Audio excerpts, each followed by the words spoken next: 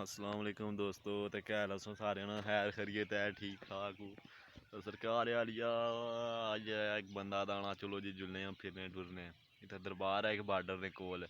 वो नक्का दिसना है ना उस साइड बिल्कुल नक्के कोल बार्डर है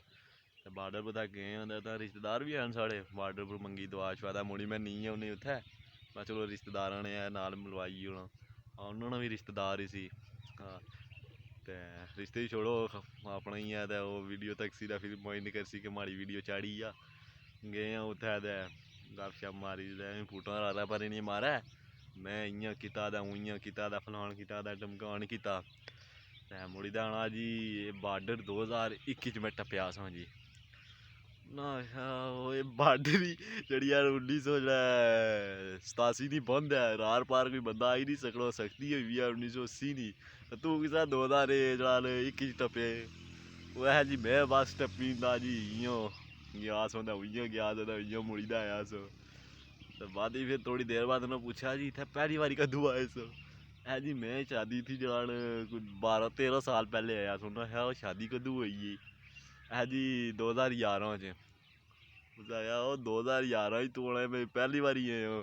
उधर आना कि 2021 में बार्डर टप्पी सी हाँ दिमाग तो नहीं फिरे यार वो फिर गल इस झूठा प्या दा गल इधर उधर टुर कीती इसने मुड़ी घर याद है हाँ वो पागल सी उसी क्या पता मैं 2021 बार्डर टप्पी सी हाँ जड़ा ना मैं पारूं जाइदा बोतलां होंदियां सुनना इ'यां कीता सी ना उ'यां कीता सी ते मैं बाडी अपनी ते पहले तक कोड़ वाली तो उसके बाद ही गए हो फिर एक और जगह गए हैं उत्थै गए हो उत्थै भी बड़े जान बनने लगे फन्ने होना है वो कोई गप सुनाओ अपनी वो सुना लगा फिर गप आना मैं बचपन ही जड़ा न आपे जे सैकलैंड जाच सीखी है माड़ा कोई उस्ताद नहीं वो मैं बोलनी हाँ मैं की बे उस्ताद वो जरा जाना सुनना जाना एह् माड़े भांजे ने तक्की नो अपनी तरबीयत साले लगे क्योंकि वो जिसलै झूठा पेना सी न तो वो जरा गल ठप्पी ओड़ना उसी मुड़ी उसी आने आह्ला सना तू स्टोरी वो छोड़ो जी रैंदे हो सनाने क्या रक्खेआ बाद में सनाई सकदा बेले टाइम सनाई सकदा रैंदे हो